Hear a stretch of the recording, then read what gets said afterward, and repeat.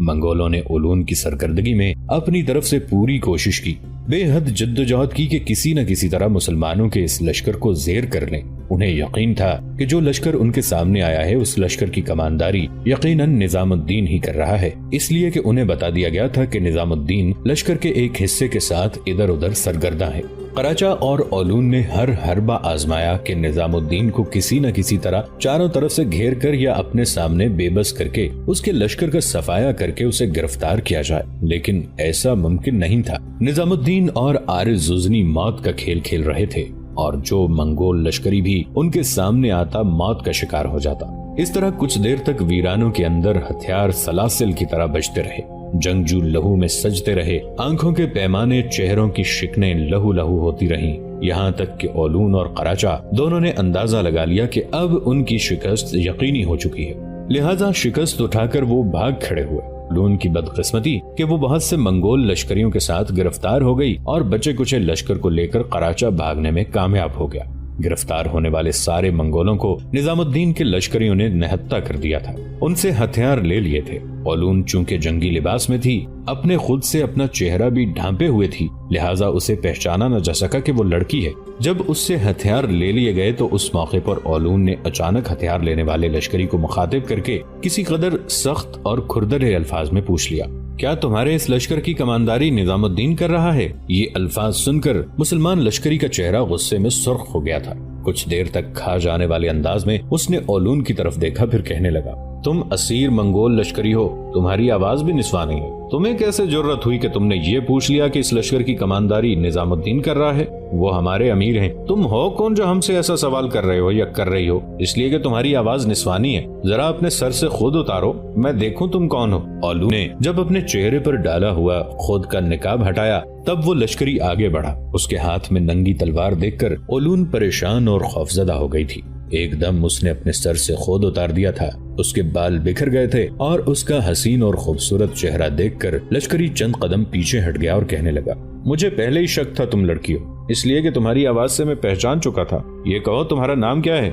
اس موقع پر اولون نے ایک لمبا سانس لیا، پھر کہنے لگی، اگر تمہارے لشکر کے سالار امیر نظام الدین ہیں تو مجھے ان کے سامنے پیش کرو۔ اس موقع پر اس لشکری نے اولون کے پاس دوسرے لشکری کو کھڑا ہونے کے لیے کہا اور خود ایک طرف بھاگا جہاں نظام الدین اور عارض زوزنی کھڑے تھے، وہاں گیا، پھر نظام الدین کو مخاطب کر کے کہنے لگا، امیر، منگولوں کے گرفتار ہونے والے لشکریوں میں ایک لڑکی بھی ہے، وہ آپ کے متعلق یہ پوچھ رہی تھی کہ کیا مسلمانوں کے اس لشکر کی کمانداری امیر نظام الدین کر رہے ہیں۔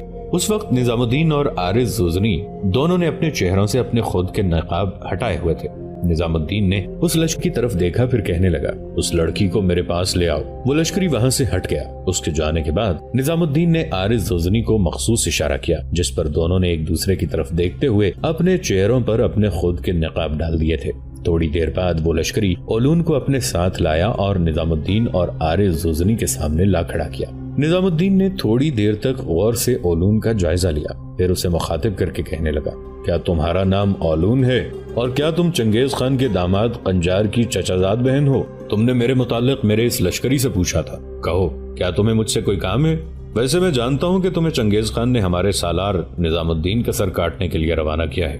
تمہارے ساتھ منگولوں کے اس لشکر کی کمانداری قراچہ بھی کر رہا تھا اور میرے خیال میں وہ شکست کھا کر بھاگ چکا ہے، اور تم ہمارے سالار نظام الدین سے اپنے مرنے والے سالار اربوش کا انتقام لینا چاہتی ہو۔ دیکھو، کبھی کبھی ایسے انتقام مہنگے بھی پڑ جاتے ہیں۔ تم لڑکی ہو، واپس اپنے لشکر میں جاؤ، کسی سے شادی کر کے پرسکون زندگی بسر کرو۔ تم لشکر لے کر جگہ جگہ بستی بستی قریہ قریہ کیوں سرگرداں ہوتی ہو؟ یہاں تک کہنے کے بعد نظام الدین جب خاموش ہوا تب اولون کچھ دیر تک سوچتی رہی، گہری سوچوں میں ڈوب گئی تھی۔ نظام الدین نے پھر اسے مخاطب کیا، اب تم کن سوچوں میں ڈوب گئی ہو؟ میں نے تم سے کہا اس انتقام کو بھول جاؤ، میری بات نہیں مانو گی تو یاد رکھنا خود انتقام کی آگ میں جل کر راکھ ہو جاؤ گی۔ آخر اولون بولی اور حیرت اور تعجب کا اظہار کرتے ہوئے کہنے لگی، میں یہ سوچ رہی ہوں کہ آپ کی آواز میں نے پہلے کہیں سن رکھی ہے۔ اس موقع پر نظام الدین نے ہلکا سا ایک قہقہہ لگایا اور کہنے لگا، اولون، اس سے پہلے بھی تم نے میری آواز سن رکھی ہے، بلکہ مجھے دیکھ بھی رکھا ہے۔ اس کے ساتھ ہی نظام الدین نے اپنے چہرے سے اپنے خود کا نقاب ہٹا دیا اور اس کی طرف دیکھتے ہوئے عارض زوزنی نے بھی نقاب ہٹا دیا۔ اولون چونکہ نظام الدین کو کوشان خان کے نام سے جانتی تھی، لہٰذا اپنے سامنے کوشان کو دیکھ کر وہ کسی قدر اطمینان کا اظہار کر رہی تھی۔ پھر نظام الدین کو مخاطب کر کے کہنے لگی، کوشان خان، میں چنگیز خان سے 2 کاموں عہد کر کے نکلی تھی، ایک تمہارے سالار نظام الدین سے اپنے چچا زاد بھائی اربوش کے مارے جانے کا انتقام، اور دوسرا چنگیز خان سے یہ وعدہ کیا تھا کہ میں کوشان خان کو ڈھونڈ کر ضرور اس کے پاس لاؤں گی، اس لیے کہ تم نے وعدہ کیا تھا کہ تم سمرقند جاؤ گے، پھر وہاں سے چنگیز خان کے لشکر میں شامل ہو جاؤ گے، لیکن تم نے ایسا نہیں کیا۔ اس بنا پر چنگیز خان بڑی بے چینی سے تمہارا منتظر ہے، وہ یہ خیال کرتا ہے کہ تم جیسا اچھا تیغزن، تم جیسا بہترین سالار کہیں مل ہی نہیں سکتا۔ یہاں تک کہنے کے بعد اولون جب خاموش ہوئی تب چند لمحوں تک بڑے غور سے نظام الدین نے اس کی طرف دیکھا اور پھر کہنے لگا، اولون، اگر میں تم سے یہ کہوں کہ تم جو لشکر لے کر آئی تھی اس لشکر کو ساتھ لے کر میرے ساتھ منگولوں کے خلاف جنگ کرو تو کیا تم ایسا کرنے پر تیار ہو جاؤ گی؟ جواب میں اولون نے ایک طرح کی بیزاری سے پہلے نفی میں گردن ہلائی، پھر بولی، ایسا کیوں کر ہو سکتا ہے؟ ہلکا سا تبسم اس موقع پر نظام الدین کے چہرے پر نمودار ہوا، پھر کہنے لگا، اگر تم ہمارے ساتھ مل کر منگولوں کے خلاف حرکت میں آنے کو انوکھا سمجھتی ہو، خلاف توقع خیال کرتی ہو، تو پھر تم ہم سے کس طرح یہ امید رکھتی ہو میں تمہارے ساتھ چنگیز خان کے پاس چلا جاؤں؟ تو پھر تم ہم سے کس طرح امید رکھتی ہو کہ میں تمہارے ساتھ چنگیز خان کے پاس چلا جاؤں گا؟ میں نے اس سے یہ تو نہیں وعدہ کیا تھا کہ جب تم مسلمانوں کے خلاف حرکت میں آؤ گے تو میں تمہارے لشکر میں شامل ہو جاؤں گا۔ میں تو یہ سمجھا تھا کہ جب وہ کسی مہم پر نکلے گا تو میں اس کا ساتھ دوں گا، لیکن اگر وہ مسلمانوں کے خلاف حرکت میں آتا ہے تو میں جہاں تک ہو سکا اس کے لشکریوں کو کاٹوں گا۔ اولون، ایک بات یاد رکھنا، چنگیز خان کو ہم پر حملہ آور ہونے کی جرت اور جسارت ہمارے اپنوں کی غداری کی وجہ سے ہوئی ہے، ورنہ یہی سلطان علاؤالدین خوارزم شاہ ہے جس کا نام سن کر منگولوں پر لرزہ طاری ہوتا تھا۔ بڑے بڑے سرکش ہمارے سلطان کے سامنے سرنگوں ہوتے تھے۔ برا ہو بغداد کے ہاشمی حکمرانوں کا کہ انہوں نے اپنی بدفطرتی کی وجہ سے مسلمانوں کی پیٹھ میں خنجر گھونپنے کی کوشش کی، لیکن مسلمانوں پر یہ عذاب، یہ سختی عارضی ثابت ہوگی۔ اولون، میری قوم نے اس سے پہلے رزم گاہوں کے انگنت مار کے دیکھ رکھے ہیں، اب جو چنگیز خان آیا ہے تو اس کا آنا بھی بہتے پانیوں کی آرگاہوں کی طرح ہوگا۔ جس طرح اجنبی دیس کے باشندے اور اپنی اپنی بولیاں بولتے طیور چلے جاتے ہیں، اسی طرح ایک روز چنگیز خان کو بھی ان سرزمینوں سے نکلنا ہوگا۔ اولون، ایک دن وہ آئے گا جب چنگیز خان کی حکمرانی رہی رہے گی، لیکن مسلمانوں کی سلطنت پہلے سے بھی زیادہ طاقتور ہو کر ابھرے گی۔ ہم لوگ موت سے رفاقت کا عہد ماننے والے لوگ ہیں، صبر کے بادبان پھاڑ کر کامیابی کے ناآشنا ساحلوں کی طرف بے کرا آندھیوں کے بگولوں کی طرح بڑھنا جانتے ہیں۔ یہاں تک کہنے کے بعد چند لمحوں تک نظام الدین خاموش رہا، پھر پہلے کی نسبت زیادہ دکھ بھرے انداز میں کہنے لگا، اس میں کوئی شک نہیں کہ اپنوں کی غداری اور کچھ اپنے سلطان کے غیر دانشمندانہ اقدام کی وجہ سے مسلمانوں پر ان دنوں کوہستان کی استادہ چٹانوں، وہموں کی سیاہی اور صدیوں کے چھپے رازوں جیسی خاموشی اور سکوت طاری ہے، لیکن یہ صورتحال زیادہ عرصہ نہیں رہے گی۔ مسلمان ایک روز جھل سے خیالات اور احساسات، خواہشوں کی تپش لے کر دھواں دھواں رات کے علاوہ میں عزم و ہمت کے پیکر بن کر اٹھیں گے، زندگی کی خوشیوں کو اپنا کر موت کے مناظر کھڑے کرتی بھری صدیوں کی طرح اپنے دشمنوں کے خلاف حرکت میں آئیں گے اور تمدن کی روحوں کو ریزہ ریزہ کر دینے والے زخم خوردہ تصور کی طرح چھا جائیں گے۔ اولون، میں چاہتا تو جس طرح چنگیز خان نے مسلمانوں کا قتل عام کیا ہے اسی طرح میں تمہاری گردن کاٹ سکتا تھا، لیکن میں نے ایسا نہیں کیا۔ مسلمان عورت کی عزت اور اس کا احترام کرتے ہیں، اس کی آبرو، اس کی عزت، اس کے ناموس کو اپنی جان جیسا عزیز خیال کرتے ہیں۔ پھر ہاتھ کے اشارے سے نظام الدین نے ایک سالار کو بلایا اور اسے مخاطب کر کے کہنے لگا، اس لڑکی کو اپنے ساتھ لے جاؤ اور اسے کہیں بٹھا کر پانی پلاؤ، اور اگر یہ کھانے کے لیے کچھ مانگتی ہے تو اسے مہیا کرو۔ اس کے بعد نظام الدین نے اولون کی طرف دیکھا اور کہنے لگا، اولون، تم اس کے ساتھ جاؤ، میں ذرا تمہارے ساتھ گرفتار ہونے والے لشکریوں کا جائزہ لے لوں۔ اولون چپ چاپ وہاں سے ہٹ کر اس لشکری کے ساتھ ہو لی۔ اس کے جانے کے تھوڑی دیر بعد ایک چھوٹا سالار بھاگتا ہوا آیا اور بڑی رازداری سے نظام الدین کو مخاطب کر کے کہنے لگا، امیر، منگولوں کے لشکر میں ایک جنگجو ہے، اپنی جسمانی ساخت اور چہرے سے وہ کوئی عام سا لشکری نہیں لگتا، اپنا نام برغا خان بتاتا ہے اور آپ سے ملاقات کرنے کا خواہش مند ہے۔ برغا خان کا نام سنتے ہی نظام الدین چونکا تھا، اس لیے کہ یہ وہی برغا خان تھا جو تائچوت قبیلے کا سردار تھا اور جسے چنگیز خان نے گرفتار کر کے رکھا تھا، اور نظام الدین کے کہنے پر اسے اس وقت رہائی ملی تھی جب نظام الدین کوشان خان کے نام سے چنگیز خان کی سرزمینوں میں گیا تھا۔ اس چھوٹے سالار کو مخاطب کرتے ہوئے نظام الدین کہنے لگا، برغا خان نام کے جنگجو کو میرے پاس لے کر آؤ۔ اس پر وہ وہاں سے ہٹ گیا۔ تھوڑی دیر بعد وہ برغا خان کو لے کر آیا۔ برغا خان جب قریب آیا تب نظام الدین نے اپنے دونوں بازو پھیلا دیے۔ اس پر برغا خان بھاگا اور نظام الدین کے گلے لگ گیا۔ اس کے بعد وہ عارض زوزنی سے ملا۔ برغا خان کو مخاطب کرتے ہوئے نظام الدین کہنے لگا، برغا خان، یہ میرا ساتھی سالار ہے، اس کا نام عارض زوزنی ہے، تم یہاں اولون کے لشکر میں کیسے آ گئے؟ جواب میں دکھ بھرے انداز میں برغا خان کہنے لگا، برا ہو اس چنگیز خان کا، جس وقت تمہاری وجہ سے مجھے چنگیز خان کے ہاں رہائش ملی تھی تو بعد میں مجھے پتا چلا کہ چنگیز خان مسلمانوں کے علاقوں پر حملہ ہونا چاہتا ہے۔ اس وقت میں نے عہد کیا تھا کہ اس سلسلے میں تمہارے ساتھ رابطہ قائم کروں گا اور تمہارے ساتھ رابطہ قائم کرتے ہوئے مسلمانوں کے حق میں کام کروں گا۔ اس بنا پر میں نے چنگیز خان سے کہا تھا کہ اگر وہ مجھے اجازت دے دے تو میں اپنے قبیلے کے کچھ لشکریوں کو لا کر اس کے لشکر میں شامل ہو جاؤں، اس طرح اس کی عسکری طاقت بڑھے گی۔ چنگیز خان نے اس تجویز کو پسند کیا، لہٰذا میں اپنے کچھ لشکریوں کو لے کر چنگیز خان کے لشکر میں شامل ہو گیا۔ میرے بھائی، میں چنگیز خان کے لشکر میں رہتے ہوئے تمہارے لیے کام کرتا رہوں گا۔ ابھی تم میرے ساتھ اسیر ہونے والے منگولوں میں جانا، ان میں میرے بہت سے ساتھی ہیں، ان میں سے کچھ کے ساتھ میں تمہارا تعارف کراؤں گا، انہی کے ذریعے میرے اور تمہارے درمیان پیغام رسانی کا سلسلہ جاری رہے گا اور میں تمہیں اٹھنے والے خطرات سے آگاہ کرتا رہوں گا۔ برغا خان کے ان الفاظ پر نظام الدین نے خوشی کا اظہار کیا، پھر عارض زوزنی کو کہنے لگا، عارض زوزنی، میرے بھائی میرے ساتھ آؤ، برغا خان کے ساتھ چلتے ہیں۔ چنانچہ برغا خان ان دونوں کو اپنے ساتھ لے کر چلا۔ راستے میں برغا خان کو مخاطب کر کے نظام الدین کہنے لگا، برغا خان، اس سے پہلے میں اولون سے مل چکا ہوں، وہ لڑکی ہے، میں اسے کوئی نقصان نہیں پہنچاؤں گا، لیکن اس کے ساتھ جو منگول لشکری گرفتار ہوئے ہیں ان سب کو قتل کر دیا جائے گا۔ تم اپنے ساتھیوں کو ایک طرف کر لینا، منگولوں کو بائیں رکھنا اور ان کے دائیں طرف خود کھڑے رہنا اور اپنے دائیں طرف اپنے ساتھیوں کو رکھنا، اس طرح میں پہچان سکوں گا کہ میں نے کن کو چھوڑنا ہے اور کن کو قتل کرنا ہے۔ یہاں تک کہنے کے بعد نظام الدین جب خاموش ہوا تب غور سے نظام الدین کی طرف دیکھتے ہوئے برغا خان بولا،